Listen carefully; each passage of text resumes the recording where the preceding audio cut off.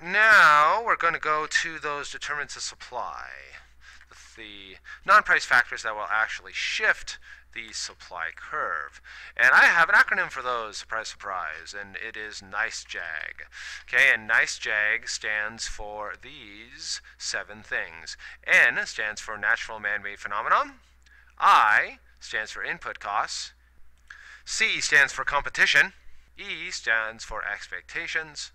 J stands for profitability of goods in joint supply.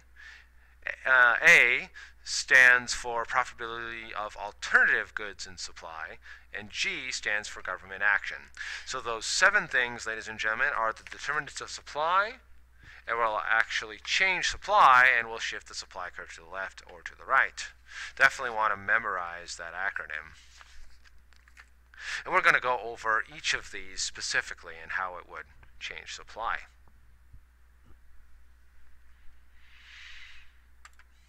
So let's start with natural man-made phenomenon. So there are various things that when they happen, they can change supply. Natural disasters, weather, wars, riots, strikes, pretty much anything not covered under your homeowner's policy causes supply to change. So weather disasters and wars and stuff and are sometimes, if not often, not covered under homeowners insurance policies. So that's kind of what that's saying right there.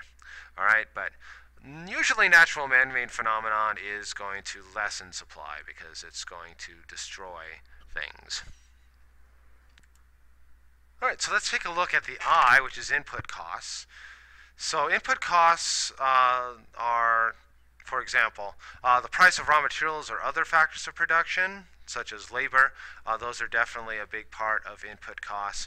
Changes in technology can change your input costs, and changes in productivity, efficiency gains, and losses can change your input costs. So once again, coming back to when it comes to input costs, just remember that if input costs go up, that's going to cut into profits. And when you cut into profits, it cuts into supply.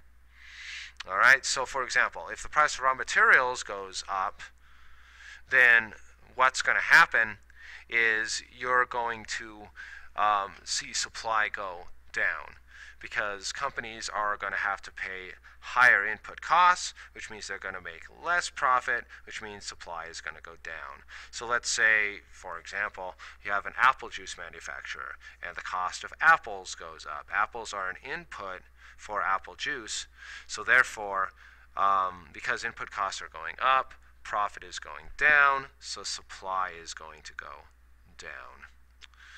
Now, going to changes in technology. If there is better technology, generally that's going to mean that suppliers are going to supply more, and that is going to increase supply, because that technology allows the producers to produce more, thus increasing supply.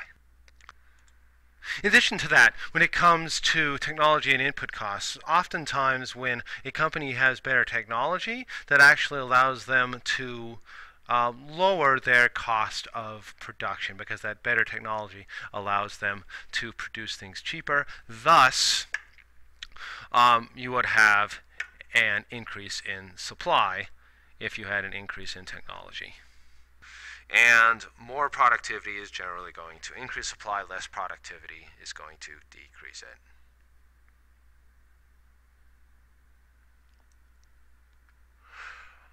All right, let's go with competition here. Number of producers in a market is what you're talking about when you talk about competition. And this one's pretty simple. Fewer producers, less people making it, less supply. More producers, more people making it, more supplied. So competitive market where there are lots of sellers is going to have more suppliers than a monopolistic market, and monopolistic markets have one supplier.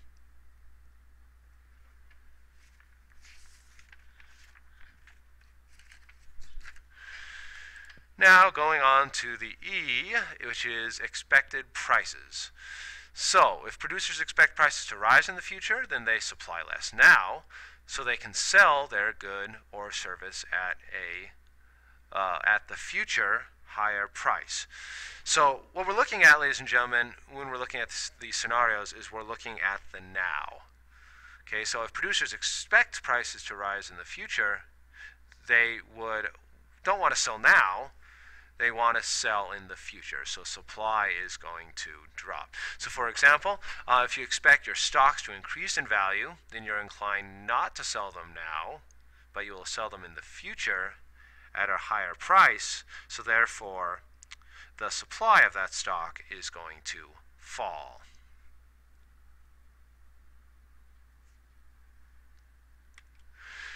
Now, if producers expect prices to fall in the future, then they will supply more now while prices are still relatively higher. So once again, we're looking at the now.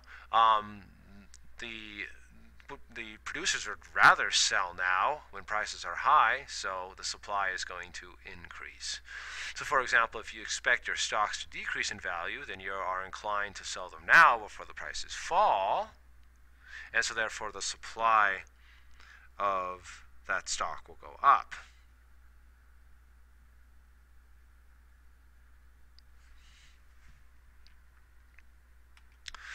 Let's look at the J, which is the profitability of goods in joint supply. So when we're thinking about J, we're thinking about things that are supplied together, that come from a common source. So, for example, if the supply of beef increases, then the supply of leather increases because they both come from cows. And if the supply of beef increases, generally it will come from more cows, and if you have more cows, you've got more leather as well. If the supply of artichokes increases, then the supply of artichoke hearts increases. So you got to think byproducts. When you make more of one good, there's another good that goes along with it. That's profitability of goods in joint supply.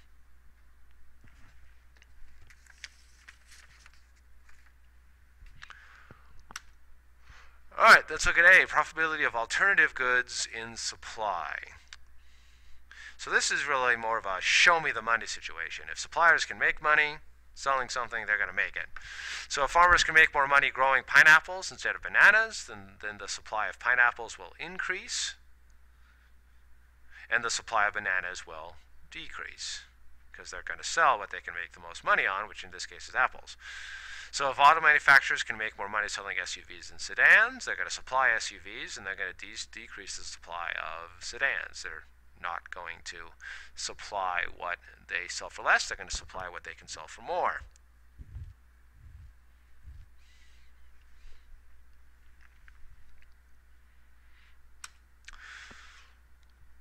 All right, so next is G, which is government action. And there really are three types of government action: taxes, regulation, and subsidies.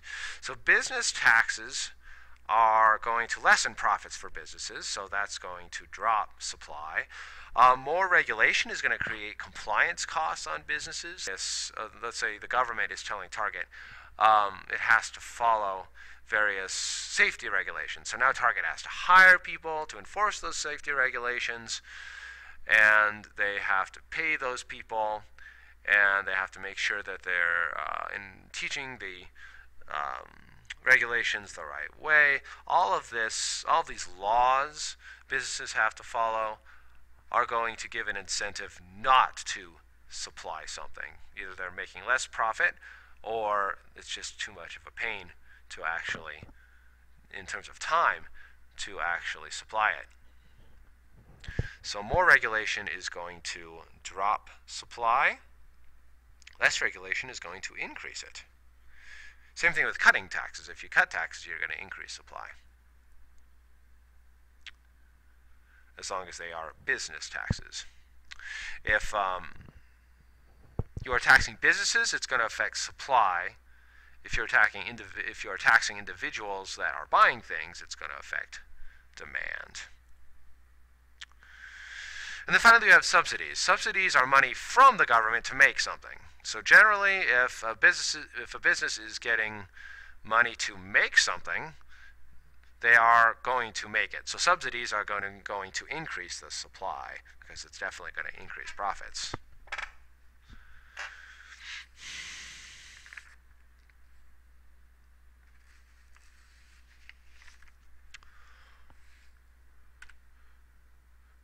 let's talk changes in supply. So when there is an increase in supply, supply curve shifts to the right. Decrease in supply, the supply curve shifts to the left. So remember, ladies and gentlemen, increases to the right, decreases to the left. That's a pretty ironclad rule in economics. All right, so our example here is we're going to graph the market for gasoline if a hurricane destroys several oil refineries. All right, so ladies and gents, let's go ahead and do this problem here. We're going to graph the market for gasoline if a hurricane destroys several oil refineries.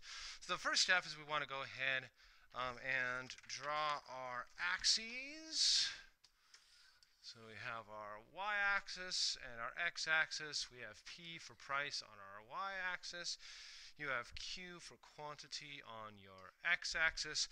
And we're looking at the market for gasoline, so we're going to go ahead and say quantity of gas.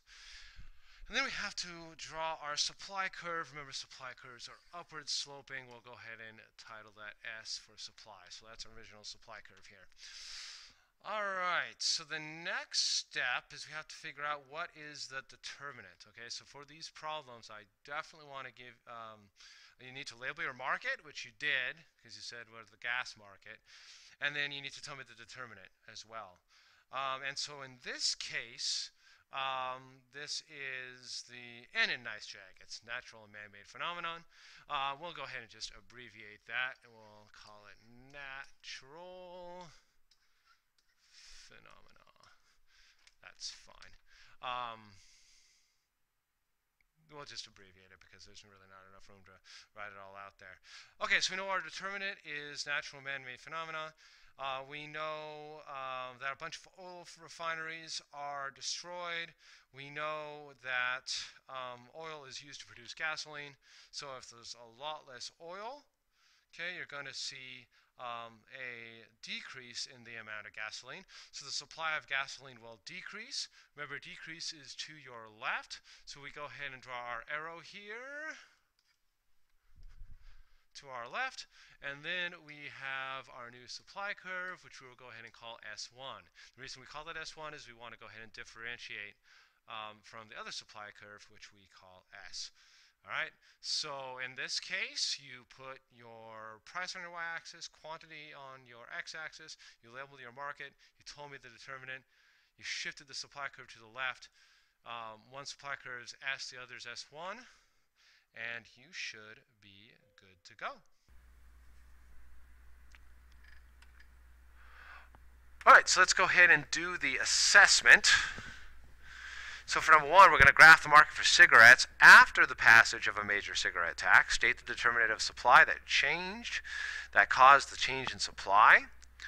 And two, we're going to graph the market for Microsoft stock. If people expect that the company will be releasing a report stating Microsoft earnings are down, we're going to state the determinant of supply that changed, that caused the change in supply. So for these, basically what you're going to do is you're going to go ahead and just like that previous problem that I showed you, you're going to go ahead and set up your supply curve. Tell me the market that you're looking at. Then you're going to go ahead and you can put that under where next to where it says quantity on your x-axis. And then you're going to go ahead and tell me the determinant. Then you're going to shift the supply curve the correct way and draw your little arrow. And you are good to go. So you'll probably have to pause this for a second. Do number one, do number two, and then we'll go on to the summary. And so for the summary, we're just going to describe what we learned today.